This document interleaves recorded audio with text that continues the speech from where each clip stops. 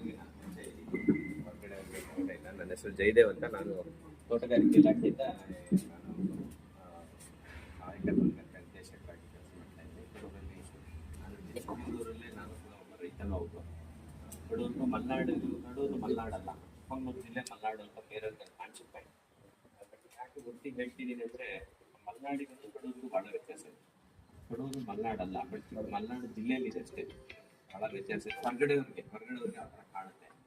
ಹಲಸು ಕಡೂರು ತಾಲೂಕಿಗೆ ಒಂದು ವಿಶೇಷವಾದ ಬೆಳೆ ಅನ್ನೋದು ಯಾರು ಕಡೂರು ತಾಲೂಕವರು ಅವ್ರಿಗೆ ಗೊತ್ತು. ಬಟ್ ವಿಶೇಷತೆ ಬೆಳೆಗೆ ಮಾತ್ರ ಉಳಿದಿದೆ ಬಿಟ್ಟು ಅದು ರೈತರಿಗೆ ಅಂತ ಹೇಳಿಲ್ಲ. ಯಾಕೆ ಅಂದರೆ ಅದಕ್ಕೆ ಸರಿಯಾದ ವ್ಯವಸ್ಥಿತವಾದ ಮಾರ್ಕೆಟು ಇಲ್ಲ. ಇವತ್ತು ನಾವು ದಾರಿನಲ್ಲಿ ಮಾರೋದು ಬಿಟ್ಟರೆ ಅದಕ್ಕೆ ವ್ಯವಸ್ಥಿತವಾದ ಮಾರ್ಕೆಟ್ ಇಲ್ಲ. ಇವಾಗ ನೀವು ಬೆಂಗಳೂರಲ್ಲಿ ಕೆಲವೊಂದು ಮಾಲ್ಗಳಲ್ಲಿ ಹೋದಾಗ ಅದನ್ನ ಏನು ಪ್ಲಾಸ್ಟಿಕ್ ಬಾಕ್ಸ್ ಮಾಡಿ ಒಂದು ಬರೀ 4 kg 100 ರೂಪಾಯಿ 120 ರೂಪಾಯಿಗೆ ನಾನು ನೆನ್ನೆ ಮೆಟ್ರೋದಾಗ ಹೋದಾಗ ನೋಡಿದೆ ಅದನ್ನ.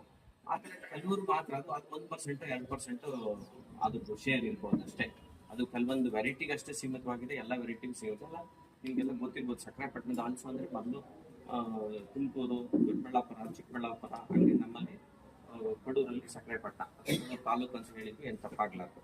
ಇದು ತುಂಬಾನೇ ವಿಶೇಷ. ಅದಕ್ಕೆ ಇವತ್ತು ಅದನ್ನ GI ಅಂತ, ಅದಕ್ಕೆ ಒಂದು ಜಿಯಾಲಜಿಕಲ್ ಇಂಡೆಕ್ಸ್ ಮಾಡಬೇಕು, ಗ್ಲೋಬಲ್ ಇಂಡೆಕ್ಸ್ ಮಾಡಬೇಕು ಅಂತ ಕೂಡ ಒಂದು ಪ್ರಯತ್ನ ಕೂಡ ನಡೀತಾ ಇದೆ ಈ ಹಲಸಿಗೆ. ಯಾಕೆ ಇದನ್ನ ಹೇಳ್ತಾ ಇದ್ದೀನಿ ಅಂದ್ರೆ, ಹಲಸು ಇಲ್ಲಿ ಬರುತ್ತಾ, ಇಲ್ಲಿ ಬರಲ್ವಾ, ಇಲ್ಲಿ ಬೆಳಿಬೋದಾ, ಚೆನ್ನಾಗಿ ಬೆಳಿಬೋದಾ, ಇಳುವರಿ ಜಾಸ್ತಿ ಬರುತ್ತಾ, ಅದೇ ಟೇಸ್ಟ್ ಇರುತ್ತಾ ಅಂತ ಹಲವಾರು ಪ್ರಶ್ನೆ ಇರುತ್ತೆ. ಈ ಪ್ರಶ್ನೆ ಯಾವುದನ್ನು ನಮ್ಮ ಕಡೂರು ತಾಲೂಕಲ್ಲಿ ಬೆಳೆಯೋರಿಗೆ ಇದು ಯಾವುದು ಅನ್ವಯಿಸಲ್ಲ ಇದೆಲ್ಲ, ಆಯ್ತಾ. ಒಂದು ನಿಮ್ಗೆ ರಿಪ್ಪನ್ಪೇಟೆಯಲ್ಲಿ ಒಬ್ರು ಬರೀ ಹಲಸನೇ ಒಂದು ನರ್ಸರಿ ಮಾಡಿ, ಅಂಕೂರ್ ನರ್ಸರಿ ಅಂತಿದೆ,